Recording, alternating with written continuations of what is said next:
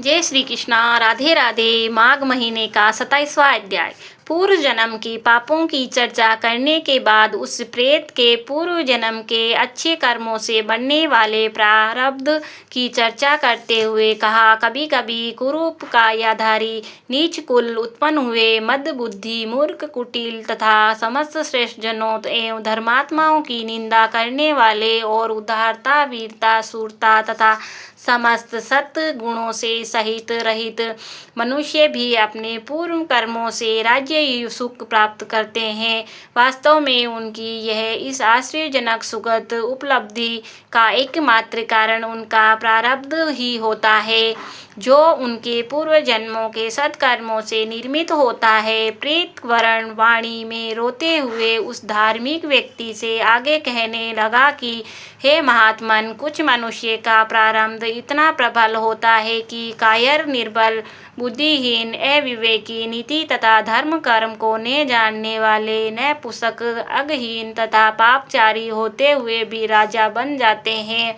उन मूर्खों और पापनियों को इस प्रकार का चमत्कारी सुखद जीवन का एकमात्र का कारण उनका पूर्व जन्मों के सत्कर्मों से निमित्त प्रारब्ध ही होता है। यही कारण है कि अपने वर्तमान जीवन में कुछ मनुष्य धर्म वरुण जीवन जीते हुए भी समस्त सुखों एवं ऐश्वर्यों के भोगों को प्राप्त करते हैं, परंतु ऐसे तभी होता है जबकि उनके पूर्व जन्म की कृत्य पूर्ण धार्मिक रहे हो।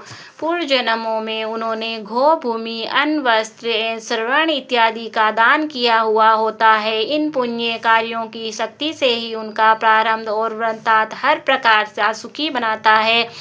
ईश्वर तथा धर्म का ऐसा ही विधान है। इसमें रंच मात्र से ही संशय तथा तर्क करना कोई महत्व नहीं रखता है। वसु के प्रेत ने अपने कर्म कई जन्मों से जीवन से अर्जित ज्ञान के अल्प बल पर कहा, जिस प्रकार सत्कर्मों से सुंदर एवं सुखद प्रारब्ध का निर्माण होता है, उसी प्रकार जिन मनुष्य ने कभी भी अपने पूर्व जन्म में किसी प्रकार के सत्कर्म नहीं किए हैं तथा मनसा वाचा कर्मणा समस्त प्रकार के पाप कर्मों से लिप्त रहे हैं, वह अपने अगले जन्म में बिगाड़ कारक मेरी तरह दुख पाते हैं। मेरे समान उन्होंने परलोक भय त्याग कर केवल पाप ही पाप किए हैं, जो पर निंदा हिंसा छल कपट दुराचार मद्यपान दुष्कर्म इत्यादि पाप कर्मों में लीन रहते हैं।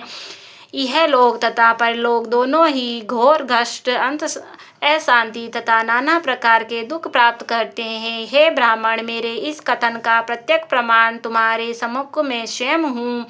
वर्तमान में यह तो प्रेत योनि मुझे प्राप्त हुई है तथा मैं असहाय होकर दीनहीन दशा में भूख प्यास सर्दी गर्मी के कष्टों को भोग रहा हूँ। है ये सब मेरे पूर्व जन्म के किए गए अपकर्मों का पापों का ही परिणाम है। वसु के प्रेत के निकट आकर जल पिलाने की प्रार्थना करते हुए इस व्यक्ति ने कहा, मेरा अहोभाग्य है कि मुझे दर्शन प्राप्त हुए। तुम विष्णु भक्त हो, माता पिता और गुरुजनों की सेवा करने वाले हो, धर्मात्मा एवं सदाचारी हो, सदैव ही देवाधिदेव विष्णु की भक्ति में लीन रहते हो। तुम्हारे जीवन में सत्कर्मों के अधीन है, अतएव हमारे जैसे भूत प्रेत राक्षस पिशाच वेताल कुंड मांड इत्यादि दुष्ट और हिंसक योनिधारियों से तुम्हारा स्वप्न में ही कोई अनिष्ट या अहित नहीं हो सकता। तुम हम सब पर अधिक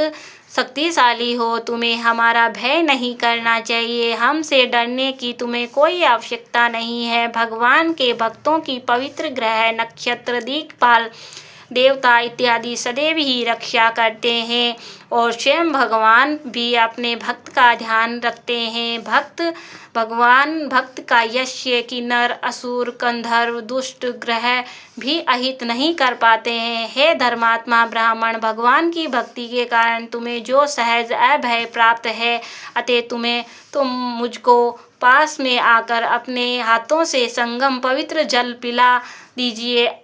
इति श्री पद्म पुराण माघ महात्म्य 27वां अध्याय समाप्त। बोलो कृष्ण कन्हैया लाल की जय, लड्डू गोपाल की जय।